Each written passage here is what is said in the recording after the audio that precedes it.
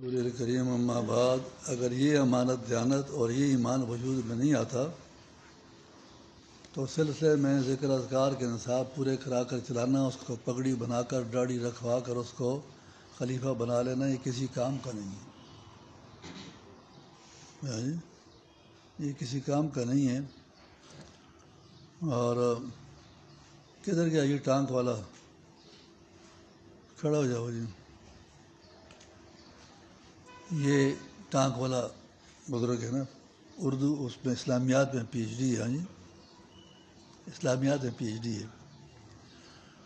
اور یہ ایک سلسلے میں بیت تھا، جب پشاور یونیورسٹی میں پڑھائی کے لیے آ گیا تو ہماری مجالس سے بیٹھنے لگ گیا، تو ذکر اذکار کے سلسلے کے بجائے امانت دیانت اور ایمان یہ باتیں سننا شروع کر دی، اور کچھ عرصے میں سمجھ گیا، ان کو سیکھ لیا اس نے۔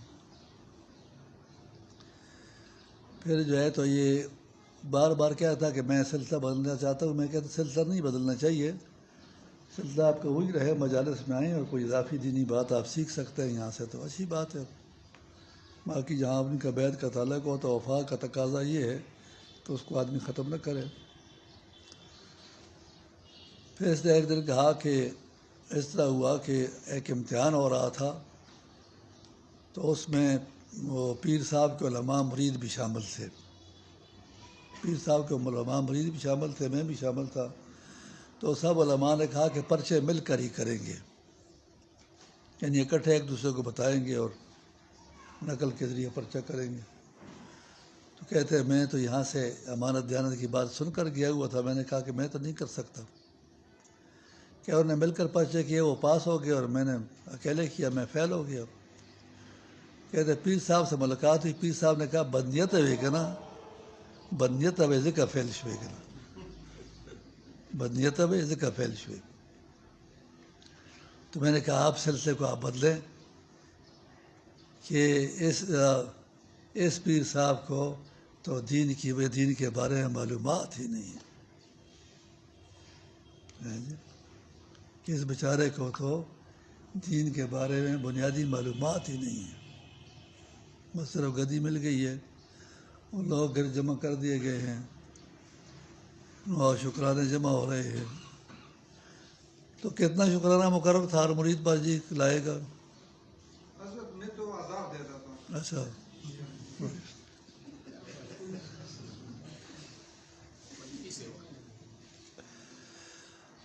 یہ بات ایسے ہی تھی نا کہ اس نے کہا کہ بدنیت ہے اس لیے پھیلی ہوئے، ایسے ہی کہا جی، بس بیٹھو جی۔ پھر میں نے کہا کہ بس اب جو ہے تو آپ یہ سلسلہ بدل دیں اب آپ، کیونکہ اس بیچارے کو دین کی معلومات ہی نہیں ہے۔ ڈاکٹر طارق صاحب موجود نہیں ہیں۔ ڈاکٹر طارق صاحب نے مجھ سے کہا کہ یہ پرائیویٹ کالج ہے ہمارا اور بہت مالدار لوگ ہوتے ہیں، امتحان میں ہم غیر معیاری لوگوں کو بلائیں تو پیسہ چلتا ہے، رشوتیں چلتی ہیں اور مخلوط ماحول ہے، لڑکیاں بھی ہیں، کوتاہیاں اس میں بھی ہوتی ہیں، تو کوئی ذرا اچھے لوگ امتحان کے لیے بلانے چاہیے۔ میں نے کہا اچھی بات ہے، اسے کرنا چاہیے۔ تو اس نے معلومات کی، ایک قادریہ سلسلے میں ایک آدمی تھے، وہ ایک قادریہ سلسلے کے پیر ہیں ڈاکٹر صاحب، ماشاءاللہ پگڑی باندھے ہوئے، داڑھی، ہاں جی، پٹھان آدمی کا سرخ سفید رنگ ہوتا ہے تو ایسے ہی خضر علیہ السلام نظر آتا ہے جی۔ تو انہوں نے ان کو بلایا، پہلے تو ان کو امتحان کا انویجیلیٹر بلایا کہ امتحان کی نگرانی کریں، تو انہوں نے لوگوں کو اجازت دی کہ کتابیں کھول کر لکھو۔ وہ ایک کیس اس طرح پیش ہوا، مجھے کہا کہ آپ انکوائری کمیٹی میں آپ آئیں گے، ایک فیصلے میں بیٹھیں گے۔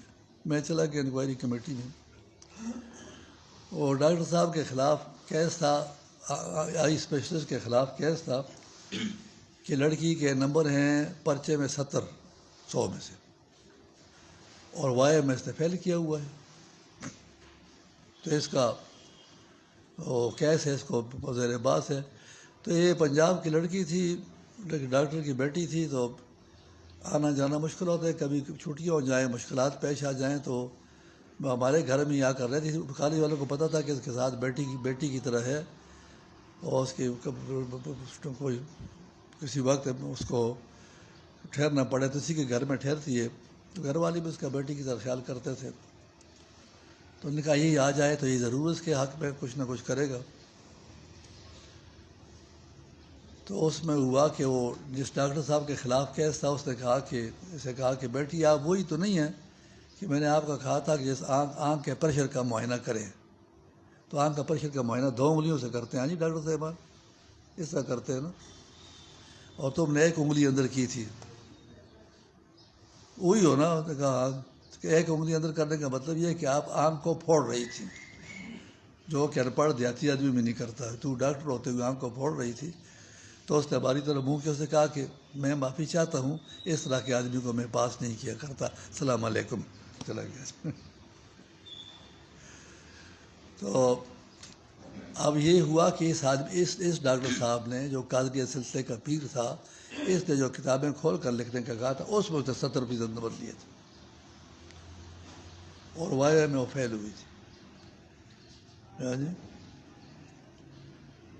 تو اس پر پھر وہ ڈاکٹر طارق صاحب نے مجھے کارگزاری سنائی کہ وہ تو جو پیر صاحب کو بلایا تھا اس کی تو یہ کارگزاری ہے. تو میں کہا پیر صاحب کو جو ہے اس کو تو بنیادی دینی معلومات نہیں ہے، بنیادی دینی معلومات نہیں ہے، اور سلسلہ چلا رہا ہے. تو ذکر اذکار کرنا، نعت خوانی میں رونا دھونا ہو جانا. یونیورسٹی میں انجینئرنگ یونیورسٹی میں ایک پیر صاحب تھا، ہندوستان سے مہاجر آیا ہوا تھا، انجینئرنگ کا پرنسپل تھا. تو یہاں جب آیا یہاں بڑی ڈاڑھی تھی اس نے کہا کہ میں یہاں ملامتیہ سلسلے میں داخل ہو رہا ہوں.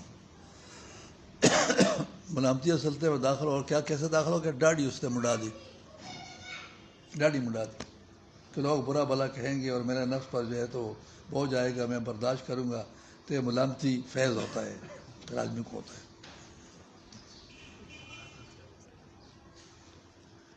اچھا آدمی جو ہے تو نہ نماز نہ روزہ، اور جب بیان کرتا تھا تو ایسا اس کے پاس کوئی جادو تھا کہ لوگ روتے تھے جب بیان کرتا تھا. لوگ ایسی تصوف کی باتیں بیان کر رہا ہے، ایسی روحانیت کی باتیں بیان کر رہا ہے، حیرت انگیز.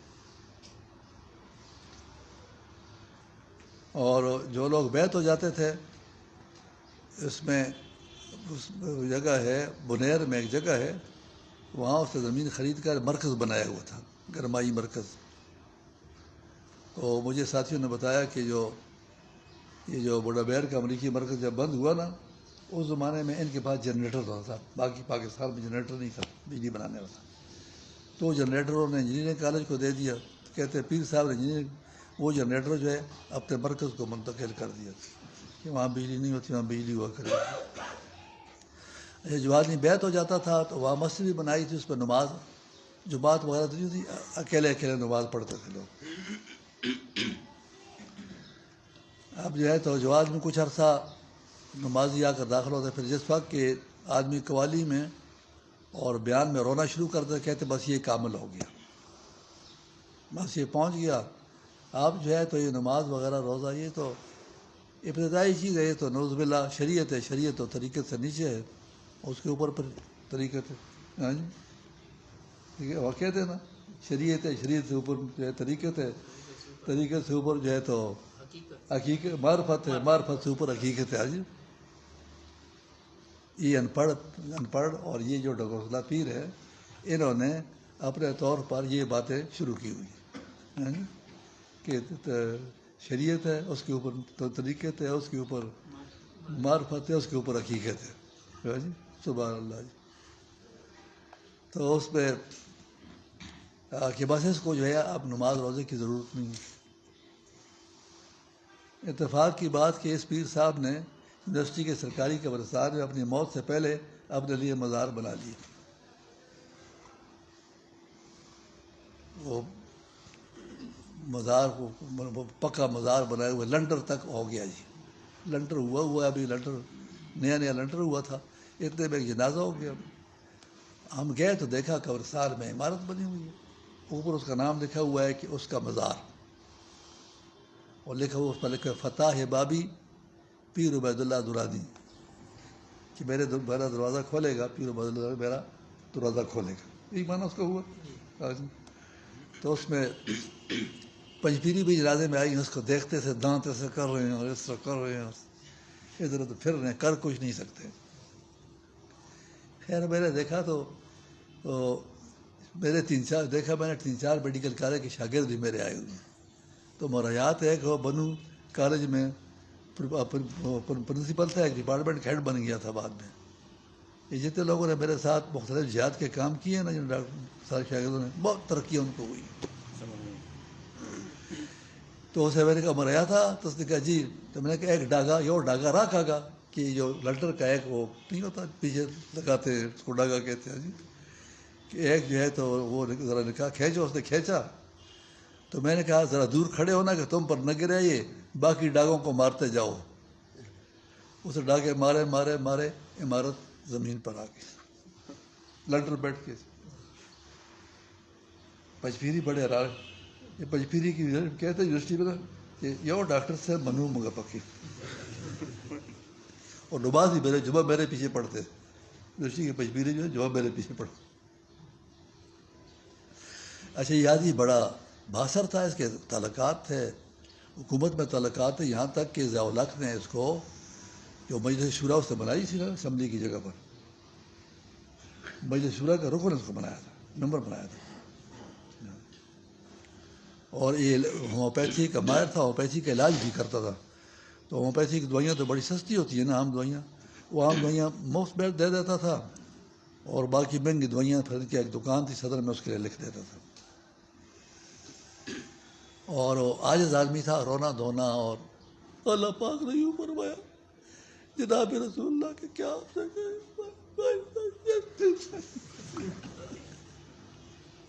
رو رہا ہے، سارے پیچھے سادہ مرید بھی سارے رو رہے ہیں۔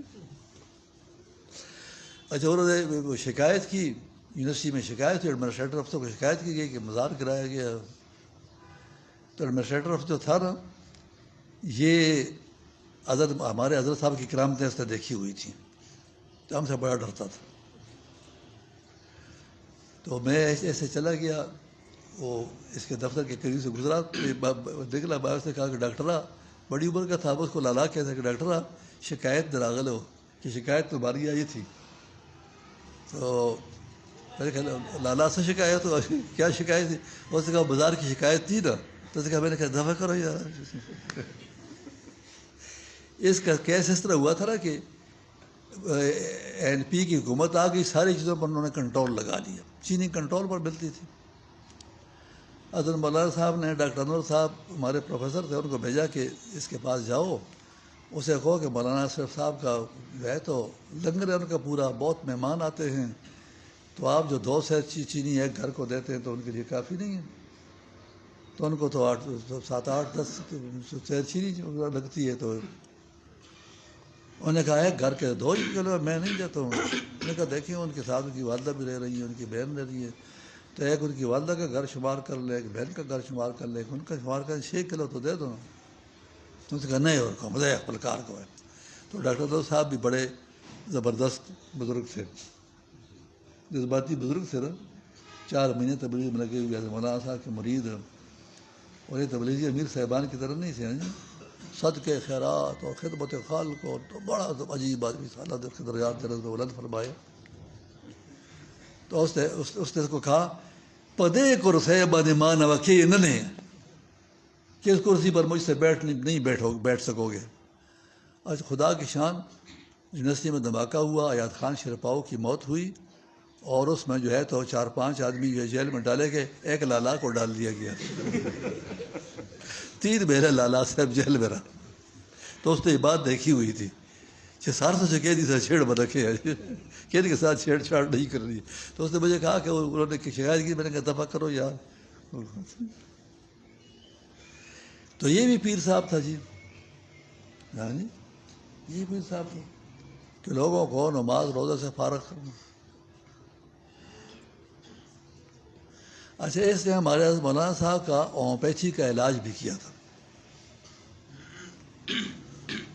حضرت صاحب رحمۃ اللہ علیہ کوئی احسان تھوڑا سا بھی کر لیتا تھا تو اس کی بہت خدمت کرتے تھے، اس کو بہت زیادہ اس کا جواب دیتے تھے۔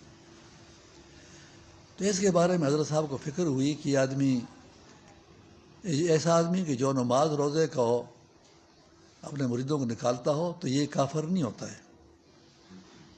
ہاں جی، یہ کافر نہیں ہوتا، یہ زندیق ہوتا ہے، کیونکہ اس کو دین اور تصوف کہہ رہا، نماز روزے کے ترک کو دین کہہ رہا ہے، تو زندگیت ہو گئی نا۔ اور زندیق کا کوئی حق جو ہے پھر نہیں رہتا۔ اس کو سلام کرنا، یہ حادثہ کر کے گرا ہوا اس کو اسپتال لے جانا، مر رہا ہو، ہاں جی، اور یہ بھوکا ہے مر رہا ہے، اس کا کسی جگہ پر بھوکا ہے اس کی مدد نہیں کرنی ہے، اس سڑک کے کنارے زخمی پڑا ہے اس کو اٹھانا نہیں ہے، کیونکہ زندیق جو ہے یہ وہ گندی چیز ہے کہ جس کا فوراً خاتمہ ضروری ہے۔ جس کا سانپ ہو گیا، سانپ کے بارے میں سب سے ضروری بات کیا ہے کہ اس کے سر کو کچلا جائے، تو زندیق کا بھی یہ مسئلہ ہوتا ہے، ہاں جی، یہ زندیق کا مسئلہ ہوتا ہے۔ اور اب یہ آدمی سلسلہ چلا رہا تھا، ہاں جی، اب آپ بتائیں جی۔ تو یہ جو ایمان کو بیان کر رہے ہیں نا،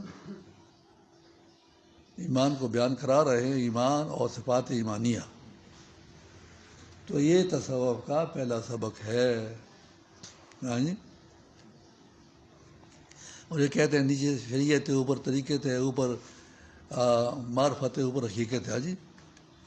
تو یہ ترتیب جائے یہ ان پڑھ جائے لوگوں کی ہے جو انہوں نے بیان کی ہوئی ہے، ہاں جی،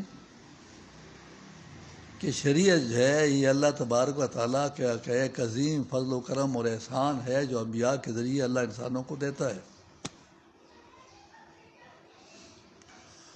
اور شریعت کو اچھے طریقے سے سیکھنے کا جو طریقہ ہے اس کو طریقت کہتے ہیں۔ تو طریقت جو ہے تو اصل میں شریعت کی خدمت کا ہی ایک ادارہ ہے، ہاں جی، شریعت کی خدمت کا یہ ایک ادارہ طریقت ہے جو ہمارے بیت کے سلسلے ہیں، اس کو طریقت کہتے ہیں۔ شریعت کی خدمت کا جو ایک ادارہ ہے وہ طریقت ہے، اور طریقت کے ذریعے جب آدمی شریعت کو سیکھتا ہے، کوشش کرتا ہے، شریعت کے اعمال میں لگتا ہے، تو اس کے بعد جو اللہ پاک اس کے دل کو روشن کرتا ہے اور اس کو معرفت ملتی ہے۔ اور جب اس کو معرفت ملتی ہے تو یہ محقق بنتا ہے، اس پر حقیقتیں کھلتی ہیں، پھر یہ دین کے ایسے رازوں کو، ایسی ترتیبوں کو سمجھتا ہے کہ جو عام آدمی نہیں سمجھ سکتا، اس کو حقیقت کہتے ہیں۔ تو سارے کے سارے جو ہے تو وہ اصل میں شریعت کے ہی مختلف درجات ہیں، ساری باتیں جو ہیں یہ شریعت کے ہی مختلف درجات ہیں۔ شریعت سے برتر کوئی چیز نہیں ہے دین میں، شریعت سے برتر کوئی چیز نہیں ہے۔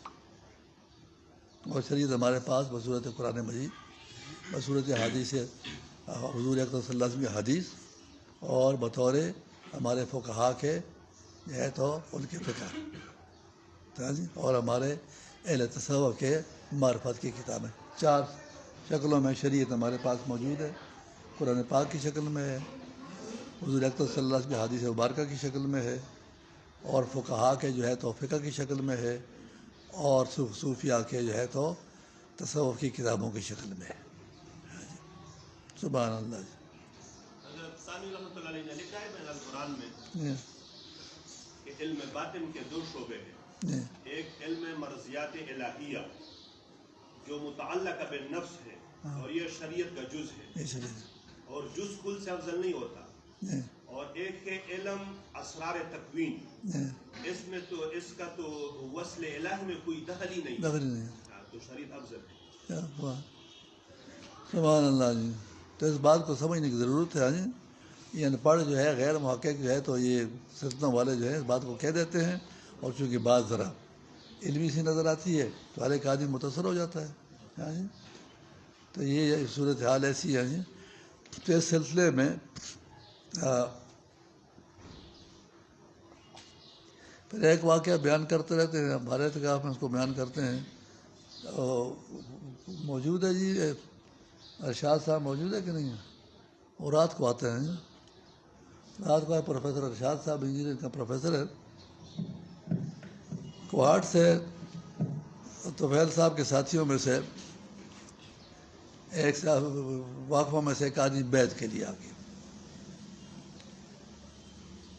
میں نے کہا جی آپ بیعت کے لیے کیسے آ گئے؟ اس نے کہا جی میں تو کوارٹ میں رہتا ہوں اور کوارٹ میں جو ہے تو ایک مولوی صاحب کا درس، ہم قرآن پاک کا درس چلا رہے ہیں اور اس کے لاؤڈ اسپیکر لگائے ہوئے 7 کلومیٹر تک اس کی آواز جاتی ہے جب وہ درس دیتا ہے، اور ماشاء اللہ توحید موحد ہے، توحید کو بیان کرتا ہے جی کہ وہ ایسا پنج پیری ہے کہ بس ایسی توحید بیان کرتا ہے کیا بتایا. تو اس اس طرح ہو گیا کہ میرا گھر سڑک کے کنارے ہے. تو ایک دن ہمارے مولوی صاحب گاڑی میں آ گئے اور جلدی سے دروازہ کھلوا کر گاڑی اندر کی. یہ کہا کہ گاڑی کو جلدی اندر کرو، اور ذرا پریشان بھی تھے.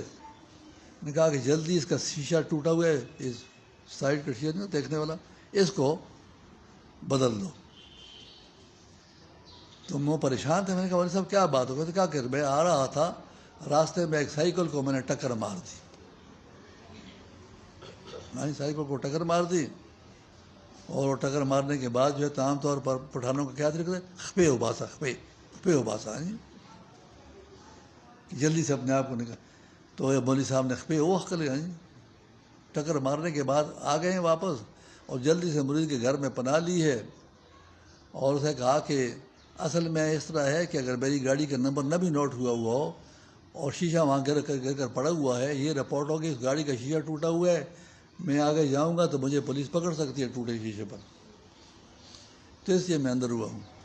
تو کہتے میں نے کہا یا اللہ جس سائیکل ٹکر ماری ہے وہ مر گیا ہے، زندہ ہے، اسپتال پہنچنے کے قابل ہے، یہ کیا بات ہے؟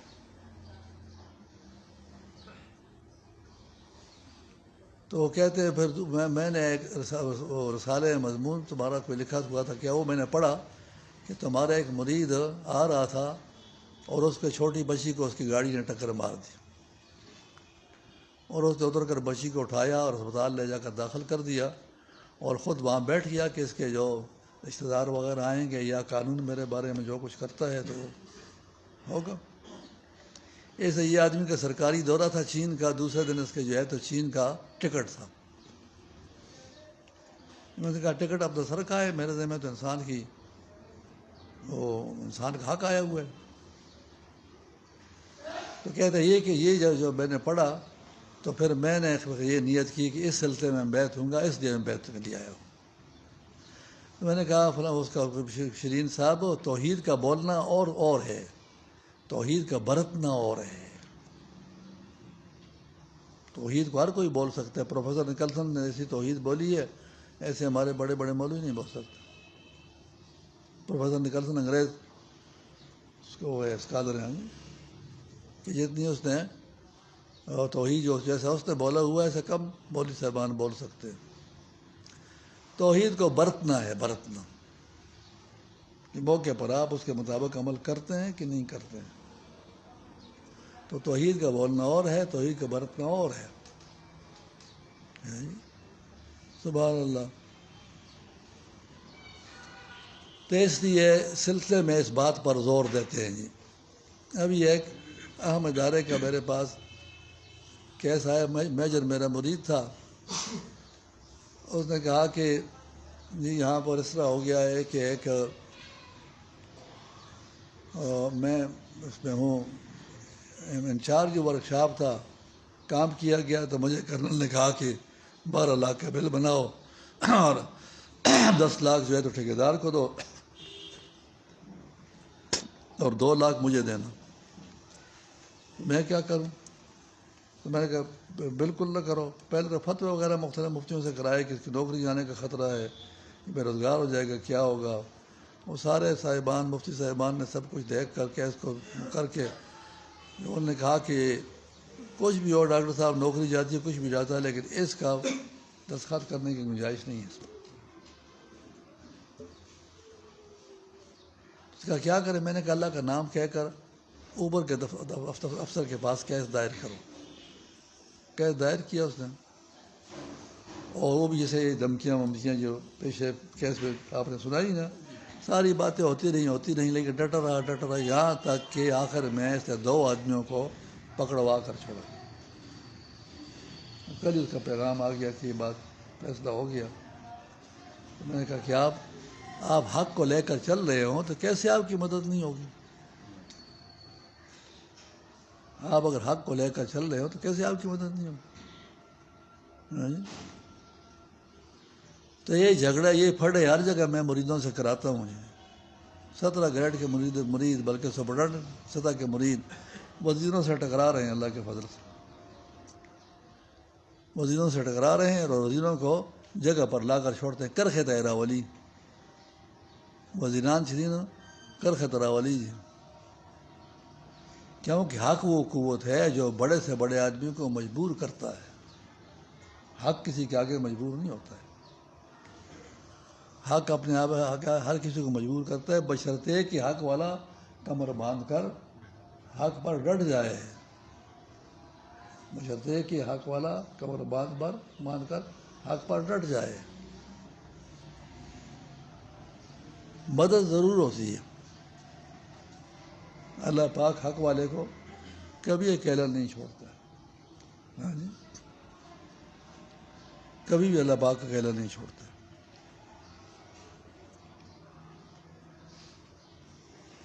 ہمت کرنے کی ضرورت ہے. ہمت کرنی. اگر آپ نے یہ توحید نہیں سیکھی اور پھر دوسری اگلی بات ہے اس کو میں عموماً کہا کرتا ہوں کہ دیکھیں لوگ کہتے ہیں پنجپیری آزاد کہتے ہیں پیغمبران فقط توحید بیان اور تراضی. پیغمبروں کا مشن فقط توحید بیان کرنا ہوتا ہے. تو اس پر میں نے بیان دیا کہ پیغمبروں کا مقصد صرف توحید بیان کرنا نہیں ہوتا ہے. پیغمبروں کا مقصد ایمان بیان کرنا ہوتا ہے. بلکہ ایمان سے ایک قدم اور آگے پیغمبروں کا مقصد دین بیان کرنا ہوتا ہے. دین بیان کرنا ہوتا ہے. اس میں ایمان بھی آ گیا, اس میں توحید بھی آ گئی, ساری باتیں اس میں آ گئی. یہ امین والی صاحب ہمارے ایک مدرسے کا محتمم ہے اور مدرس عالم ہے. تو وہ کب مہینے میں ایک بار آتا ہے تو جب بھی آتا ہے کوئی نہ کوئی نیا سوال اس کو میں دیتا ہوں, پریشان اس کو کر دیتا ہوں. یہ آگے میں نے کہا مولوی صاحب توحید کسے کہتے ہیں, ایمان کسے کہتے ہیں؟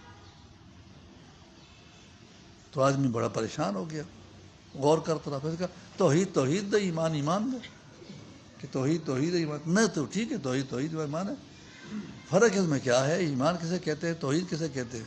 جواب نہیں دے سکا. تو میں نے کہا مہینے بعد پھر آؤ گے, ابھی جا کر کتابیں اپنی لائبریری میں اپنے ساتھی سے مشورہ کرنا, باقی مولویوں سے مدرسین سے مشورہ کرنا, اور کہیں مشورہ کر سکتے کرا کے مہینے بعد جب آؤ گے تو اس سوال کا جواب دو گے کہ ایمان کیا ہے اور توحید کیا ہے. تو ایمان صرف توحید نہیں ہے نا جی.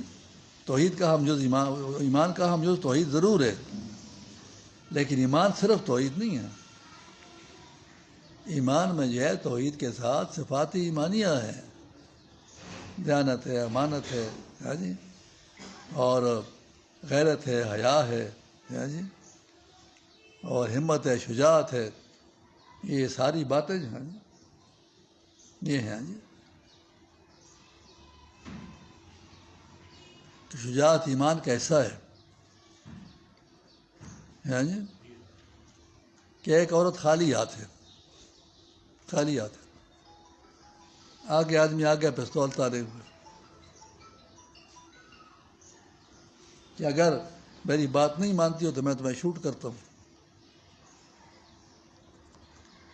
اگر یہ خالی ہاتھ عورت جو ہے تو اس پر حملہ کرے تو کیا اس پر غالب آ سکتا ہے؟ ہاں جی, وہ یہ کب ہوگا جب کہ غیرت ایمانیہ اس کو حاصل ہوگی. تو اللہ کا تعلق جو ہے وہ کبھی ایمان کے بعد پھر جو ہے تو اس کے بعد اللہ کی محبت کا حاصل ہونا, اللہ کی محبت کا حاصل ہونا, وہ ایمان کی پھر اس سے اوپر کا درجہ ہے. ایمان تو مان لینا ہوگا, یقین کہ اب آدمی جو ہے تو اللہ کی ذات پہ ایسا یقین ہو کہ مال دولت عہدہ کرسیاں اسلحے فوجیں ان کے مقابلے میں اللہ کی قوت اس کے دل میں جاگزین جگہ پکڑی. یہ یقین ہے. یقین کے بعد محبت ہے, یقین کے بعد محبت ہے. اور اللہ تبارک و تعالیٰ کے تعلق میں سب سے تیز رفتار جو اس کی ترتیب ہے وہ غیرت و شجاعت ہے. وہ غیرت و شجاعت ہے۔ تو مفتی صاحب ایسے موقع پر اس عورت کا لڑ کر جان دینا ضروری ہے نا؟ ہاں جی، کہ ایسی لڑے اس کے ساتھ کہ اس کی جان اگر جاتی ہے تو بس جائے، یہ وہ جہاد ہے۔ ہاں جی، رخصت نہیں ہے، یہ وہ جہاد ہے جس کی جو ہے تو ہمیں، جس کی ہم نے ہر وقت نیت رکھنی ہے۔ یہ وہ جہاد ہیں جس کی ہم نے ہر وقت نیت رکھنی ہے کہ خدا نخواستہ ایسے حالات اگر آ گئے تو میں نے ایسے موقع پر جو ہے تو لڑ کر جان دینی ہے، جان دینے کی نیت کیے ہوئے ہر وقت جان دینے کی نیت رکھنا، یہ ایمان کا تقاضا ہے۔ ہاں جی، یہ ایمان کا تقاضا ہے۔ ہمارے جی میرے چچا زاد بھائی ہے تربیلا میں ہے، SSG میں کمانڈو میں کمانڈو، گھاٹ سے گئے ادھر انسٹرکٹر ہے۔ اچھا، وہ جوڈو ماسٹر ہے، چائنیز کو جوڈو سکھاتا ہے۔ کس کو جوڑ سکھاتا ہے؟ چائنیز جو فوجی آتے ہیں ان کو جوڈو کراٹے یہ سکھاتا ہے۔ اچھا، تو اس نے کہا کہ ہماری جو مشق بہت سخت ہے اور ہمیں اجازت نہیں ہے اس کے استعمال کی، عام جگہوں میں ہم اگر اس کے استعمال نہیں کر سکتے، اگر کرے تو قانونی جرم ہے۔ قانونی جرم ہے، کیونکہ لیکن ایک جگہ پہ ہمیں فوج سے یہ اجازت ہے کہ اگر کسی عورت کی بے عزتی ہو رہی ہو تو اس جگہ پہ آپ جو بھی استعمال کرے اس کو مارو، اس کو ختم کرو، لیکن اس کی عزت سے بچاؤ۔ اچھا، اس جگہ ہمیں اس کی اجازت ہے ہاں، اس کی اجازت۔ کہ کسی عورت پر کوئی آدمی ناجائز حملہ کر رہا ہو تو اگر میں وہاں پر موجود، کمانڈو ہمارا موجود ہے، تو ایک بار میں اس کی گردن کو توڑے گا۔ ہاں جی، سبحان اللہ جی، سبحان اللہ۔ تو اس کی نیت رکھنی ہوتی ہے۔ یہ ایمان کا یہ جو شجاعت اور جو جرأت، شجاعت اور غیرت کا تقاضا ہے یہ۔ ہاں جی، سبحان اللہ۔ ہمارے گاؤں کے بعد 2 میل کے فاصلے پر گاؤں ہے، اس کا بہت بڑا قبرستان کہ یہ کوئی 300 سالہ پرانا قبرستان ہے، 400 سالہ پرانا قبرستان ہے۔ تو اس میں بعض جگہ ایسی ہیں جو بالکل ہموار ہو گئی ہیں، اور ہموار جگہ پر ایک قبر کھود رہے تھے۔ قبر انہوں نے کھودی تو نیچے سے 14-15 سال کی لڑکی کی صحیح سالم لاش نکل آئی۔ لوگ حیران رہ گئے، اور وہ کہتے ہیں یہ جو لاش نکل گئی ہے، ایک دوسرے کو جتنے لوگ جنازے میں آئے ان کو بتا رہے ہیں، کہہ رہے ہیں۔ تو ایک 80 سال یا 80-90 سال کا بوڑھا آدمی تھا، اس نے کہا کہ یہ پرانا آدمی ہے، اس کو وہ آیا، اس نے کہا ہو یہ مجھے یاد ہے، یہ وہی جگہ ہے، مجھے یاد ہے یہ جگہ۔ نے کہا یہ بچی بکریاں چرانے کے لیے گئی ہوئی تھی، اور لڑکے گئے اور اس کی عزت پر ہاتھ ڈالنا چاہ رہے تھے، یہ لڑی ان کے ساتھ اور لڑنے کے بعد شہید ہوئی۔ یہ وہ ہے،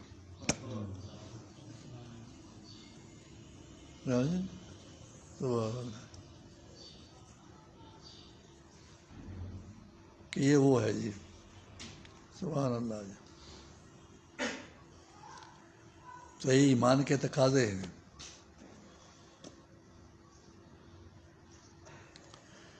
تو اس ایمان کو پہلے درجے میں سلسلے میں ہم سکھاتے ہیں، اس ایمان کو سلسلے میں پہلے درجے میں ہم یہ ایمان سکھاتے ہیں۔ سبحان اللہ۔ اور جس آدمی کو یہ ایمان حاصل ہوا، یہ ناقابل تسخیر ہے، اس پر کوئی غالب نہیں آ سکتا۔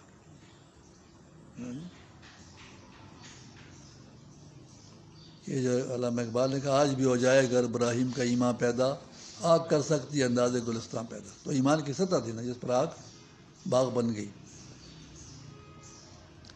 فضائے بدر پیدا کر فرشتے تیری نصرت کو اتار سکتے ہیں گردوں سے، قطار اندر قطار بھی، گردوں آسمان کو کہتے ہیں کہ اگر تو بدر کے حالات پیدا کر دے تو آسمان سے ابھی بھی فرشتے جو ہے قطاروں کے قطاریں تیری مدد کو اتریں گے۔ 2 لشکر بڑے عجیب ہیں نا جی۔ ایک طالوت رحمۃ اللہ علیہ کا ہے کہ 80,000 کا لشکر گیا ہے لڑنے کے لیے، اور نہر پر جو امتحان لیا گیا کہ پانی نہیں پیو گے، بہت پیاس لگی چلو پیو گے۔ تو طفیل صاحب نے اس جگہ کو بیان کیا ہے نا کہ ان میں سے اکمل الایمان تھے اور کامل الایمان تھے، اور باقی جو تھے وہ ایسے نفری تھے ہماری طرح۔ اکمل الایمان جو تھے انہوں نے پیغمبر علیہ الصلوۃ والسلام کے حکم کے مطابق بالکل پانی نہیں پیا، کامل ایمان نے ایک چلو پیا اور باقی نفرتیوں نے خوب پیٹ کر پانی پیا۔ تو جب آدمی سفر کر کے تھکا ہوا ہو، تھک جائے خوب، اور تھکنے کے بعد یہ کھانا کھا کر پانی پی لے تو اس کی تھکاوٹ کی ساری رطوبتیں دھل کر خون میں آ جاتی ہیں اور اس پر سستی طاری ہو جاتی ہے، کھڑا نہیں ہوتا، دل چاہتا ہے بس یہ لیٹ جائے۔ یہ 313 آدمی تھے، اور 313 کتنے کے مقابلے میں گئے ہیں؟ 2 لاکھ ہے 6 لاکھ ہے؟ ایک روایت غالباً 2 لاکھ ہے، آپ نے ایک بیان فرمائی تھی 6 لاکھ کہ 6 لاکھ کے مقابلے میں 313 گئے ہیں۔ اور قرآن پاک کی آیت کہتے ہیں کم من فیات قلیلۃ غلبت فیات کثیرۃ باذن اللہ، کہ بعض اوقات اللہ چھوٹے گروہ کو بڑے گروہ پر، چھوٹا گروہ بڑے گروہ پر اللہ پاک کے امر سے غالب آ جاتا ہے۔ سبحان اللہ۔ تو اس میں سب سے پہلے جالوت نکلا۔ جالوت جو بہت بڑا بادشاہ تھا، بڑا پہلوان تھا، اور سر پر لوہے کی ٹوپی، کوہت، اس کے ساتھ لٹکتی زنجیریں کو، گردن کو بھی تلوار سے بچا رہی ہوں، لوہے کے ذرا، ہاں جی، اور وہ سارا اس لوہے بغرق اس میں آیا، اور اتنا مشہور پہلوان تھا کوئی مقابلے میں نہیں آ سکتا تھا۔ تو اس وقت داؤد علیہ السلام پیغمبر نہیں تھے، شمویل علیہ السلام پیغمبر تھے، اور شمویل علیہ السلام کی طرف سے طالوت رحمۃ اللہ علیہ بادشاہ بنائے گئے تھے۔ یہ لشکر کو لے کر جا رہے تھے۔ تو اس میں داؤد علیہ السلام گزر رہے تھے، راستے میں 3 پتھر پڑے ہوئے ہیں، ان پتھر نے آواز دی کہ ہمیں اٹھا لو، ہم جالوت کو قتل کریں گے۔ یہاں تفسیروں میں بھی یہ ہے کہ واقعہ ہے، اچھا اس میں تفسیر موضوع القرآن میں تو لکھا ہوا ہے نا۔ تو اس میں انہوں نے اٹھا لیا۔ جنگ کے دوران جو ہے تو شمیل طالوت رحمۃ اللہ علیہ نے ان کے والد سے کہا، داؤد علیہ السلام کے والد سے، کہ اپنے بیٹوں کو نکالو۔ 6 بیٹے تھے ماشاءاللہ، بڑا قد، بڑا ڈیل ڈور، پہلوان، خوب لڑاکے جنگجو۔ ایک کو نکالا جو سب سے بڑا بہادر تھا اور سب سے بڑا مضبوط تھا، وہ نکالنا یہ نہیں، دوسرے کو، تیسرے کو، چوتھے کو، 5ویں کو۔ چھٹا جو تھا وہ قد میں، بدن میں چھوٹا، اور اس کو نہیں نکال رہے تو ہاں یہ ہے اس کو نکالو۔ ان کو نکالا تو یہ داؤد علیہ السلام کی مشق تھی گوپھیا چلانا۔ گوپھیا جو ہے تو یہ رسی کی بنائی ہوئی چیز ہوتی ہے، ایسے اس کے اتنا اس کا ہوتا ہے، اس میں پتھر رکھتے ہیں، 2 رسیوں کی۔ ہاں بچوگنا، پشتو میں اس کو مچوگنا کہتے ہیں۔ اب نئے بچوں کو تو مچوگنا بھی نہیں آتا، ہاں جی، تا مچوگنا قتل ہے جاتا، کھاتے قتل دے رہا۔ وہ دوسرے سے پوچھو نا جی کہ اس نے مچوگنا کبھی دیکھا ہے؟ ہاں جی جی، تو تا خود کیوں کہتے ہیں بیاہ تھا؟ ہاں جی،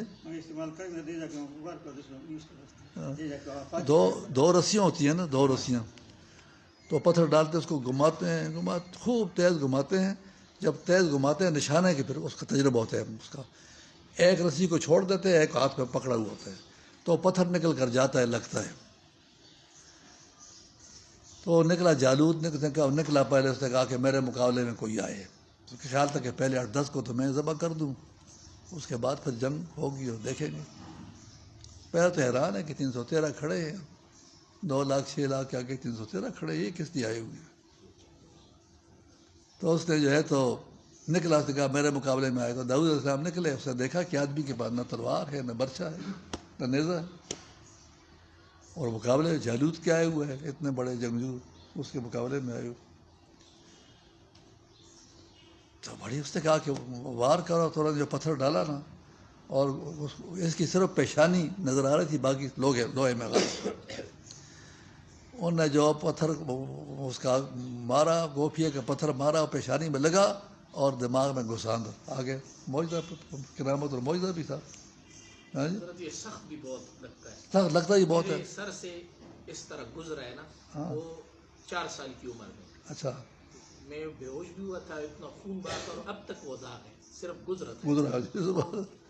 دادی چلا رہی تھی وہ کھیت میں، اچھا، میں کہیں کھیل رہا تھا۔ وہ گیا جی، سبحان اللہ۔ تو طالوت جو گرا نا، طالوت جب گرا تو فوج ساری کرائے کی فوج تھی، جو تنخواہ صحیح نہ ملنے پر اور باقی مالی مشکلات کی وجہ سے سخت تنگ چیز تھی. ظالم بادشاہ تھا. ہاں جی, جبری فوج جمع کی ہوئی تھی اور اس کو لڑا تھا. انہوں نے جب دیکھا کہ خنزیر اگڑ دونوں, ہاں جی, جب دیکھے خنزیر گر گیا سارے بھاگ گئے. اور اللہ پاک نے 313 کو 2 لاکھ پر فتح عطا فرمائی. یہ 313 کا قرآن نے عجیب تعارف کروایا. یظنون انہم ملاق اللہ, یہ سارے اس یقین والے تھے کہ آج اللہ سے مل رہے ہیں. اور سارے جو تھے سارے شہادت کی نیت کیے ہوئے تھے. اور نے کہا کہ اب اس 2 لاکھ کے مقابلے میں جا کر کھڑا ہونا سوائے شہادت کا اور کیا ہے. ہاں جی, اور اس کی ہم نے نیت کی ہوئی ہے. ہاں جی, وقت ملاقات کا آ رہا ہے. ہاں جی, اس سے بڑھ کر اور خوشی کی کیا بات ہوگی. ہاں جی, سبحان اللہ. ہاں جی, تو اس میں اور یہ 313 جو تھے نا, 313 بدر والے, 313 بدر والے جو ہیں تو یہ جب نکل کر آئے ہیں 80 میل باہر نکل گئے ہیں. مدینہ منورہ سے 80 میل باہر نکل گئے ہیں. اور 313 آدمی ہیں, 312 آدمی ہیں. 313 میں عثمان رضی اللہ تعالیٰ تھے جو شامل میں تھے لیکن موجود نہیں تھے. اور 4 تلواریں ہیں, 27 نیزے ہیں.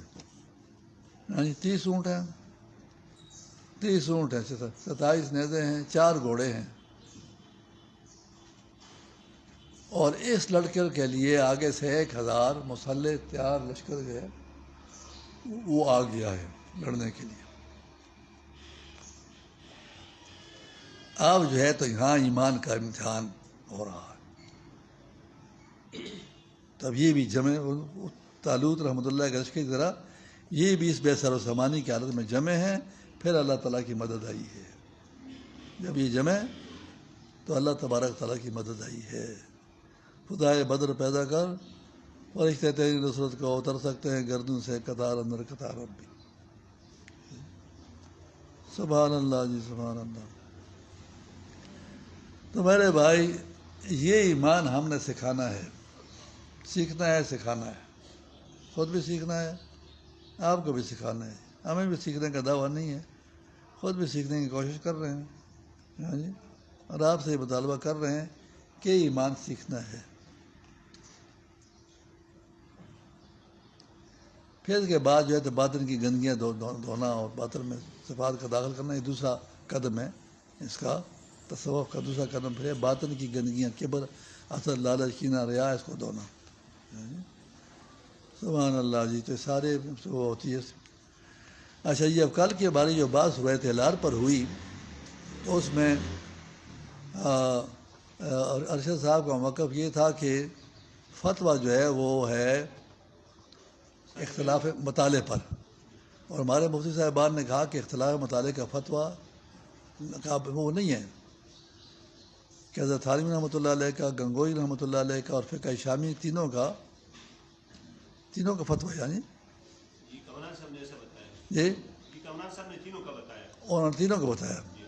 اور اس کا بوری بشتیوں کا تو ہمیں یاد ہے, عبارت یاد ہے ہمیں.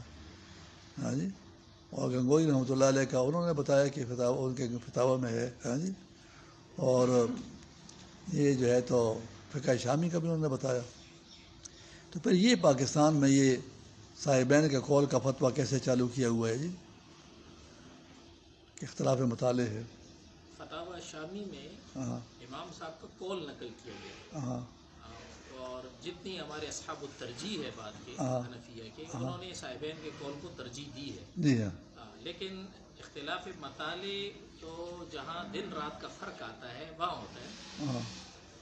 یعنی اب ہمارا دن ہے, امریکہ کی رات ہے. یہ تو ہمارا تو ایک ہی مسئلہ ہے. وہ اس اعتبار سے بھی اگر بات کی جائے اختلاف مطالعے, سبحان اللہ جی.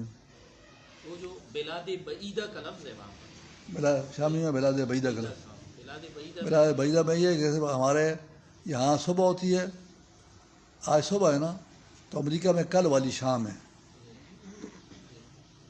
پھر ہماری جب رات کو شام ہو جائے گی تو امریکہ والی کل والی صبح ہو جائے گی.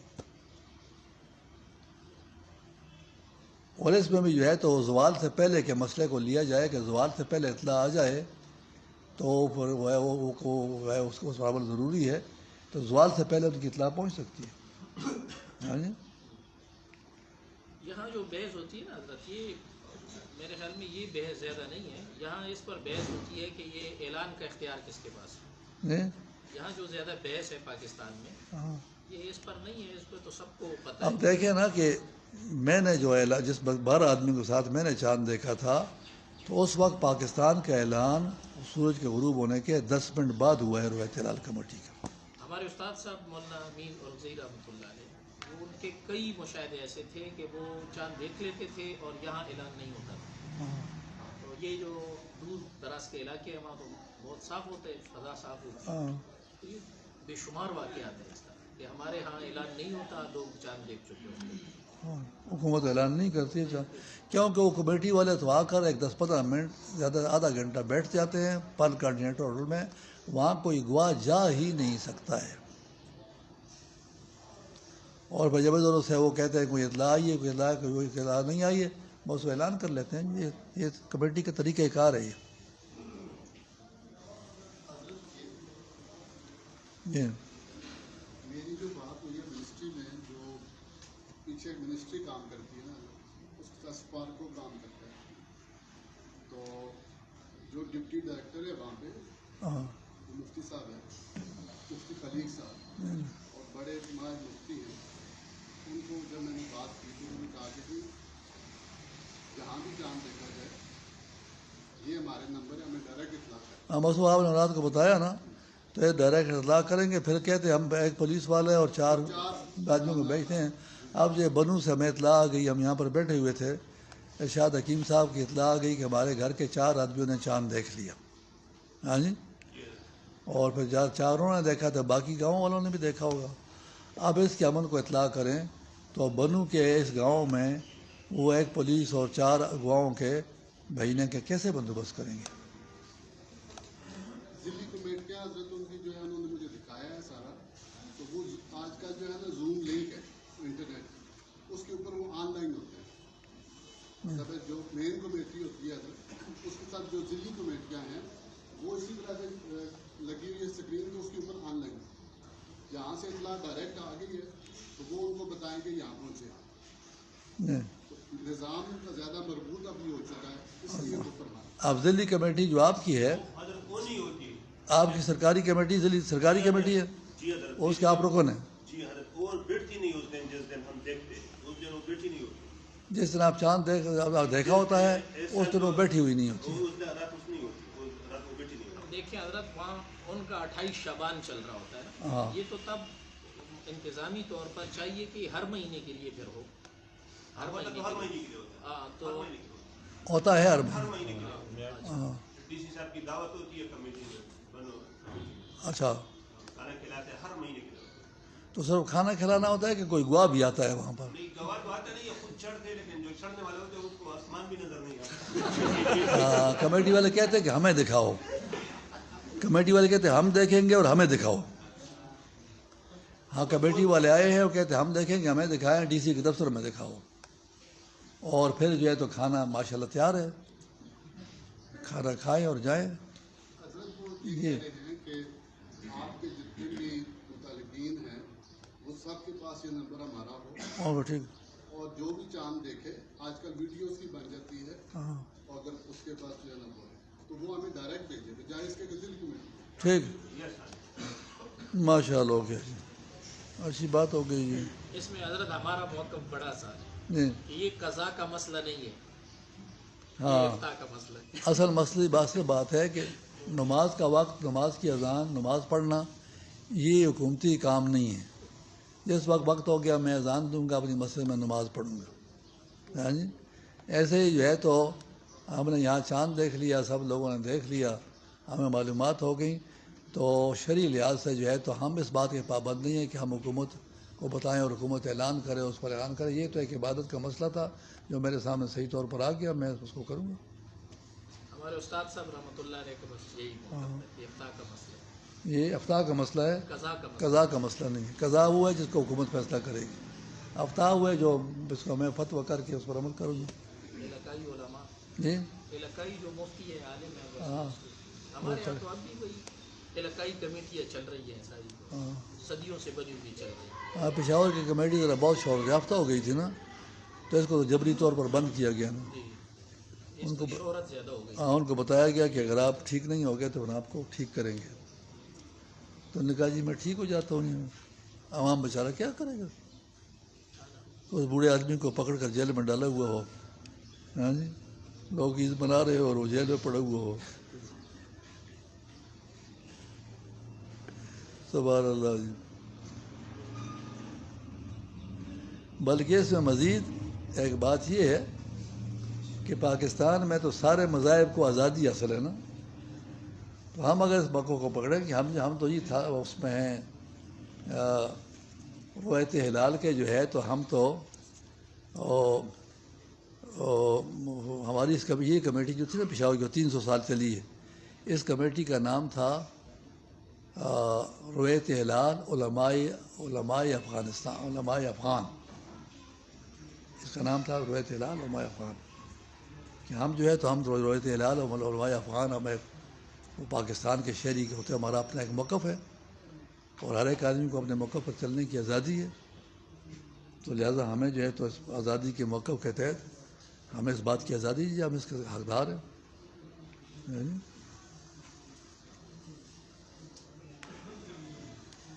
البتہ ہمارے پاس جو ہے نا وہ جو کیمپ تھا ہری پور کا افغانیوں کا، تو وہ 50 سال ہمارے ساتھ رہے، تو وہ انہوں نے عید کبھی بھی ہمارے ساتھ نہیں کی، وہ تو سعودیہ کے ساتھ کرتے تھے، تو کبھی پولیس نے جا کر ان کو منع نہیں کیا کہ آپ عید کیوں کریں، مطلب وہ روزہ بھی پہلے رکھتے تھے اور عید بھی پہلے کرتے تھے۔ ہاں، وہ تو خیر چونکہ افغانوں کو رعایتیں دی ہوئی تھیں پورے پاکستان میں، اس وجہ سے کرتے تھے، ورنہ مجھے یاد ہے اسی طرح کہ عید کرانے پر پشاور کے فتح پر عید کرانے پر حضرت مولانا غلام محمد زاروی صاحب رحمۃ اللہ علیہ کو جیل میں ڈالا تھا، اور کتنے عرصہ جیل تو کاٹتے رہتے تھے ماشاء اللہ، تو مشکلات تھا تو اس پر بھی ان کو جیل میں ڈالا تھا، ایوب خان کے وقت میں جیل میں ڈالا تھا، جیل میں رہے، پھر اس کے بعد ضمانتیں وغیرہ ہوئیں، کیس ہوا، پھر ان کی آزادی ہوئی ماشاء اللہ۔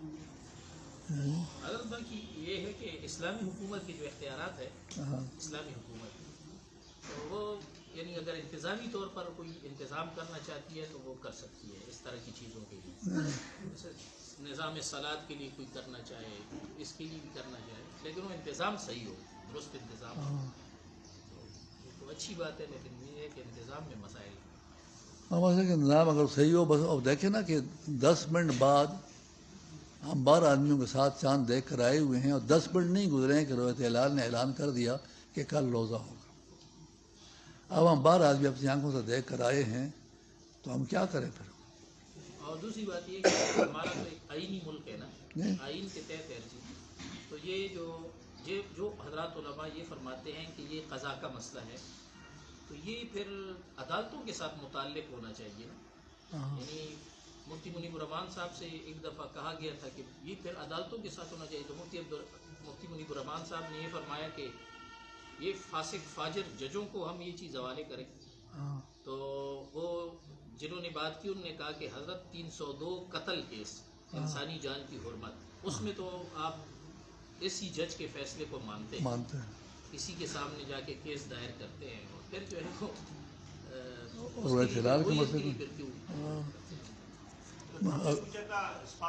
اذان دیں جی جی ہم اسپارکو جو یہاں کا منسٹری والے ہیں، یہ ویسے چیئرمین ہے، اس کی کوئی قضائی حیثیت نہیں ہے، حکومت اس کو قضا کا وہ نہیں دیتی ہے، آئین میں نہیں ہے نا، آئین میں اس کی کوئی حیثیت نہیں ہے، تو آئین کے مطابق اذان دیں جی۔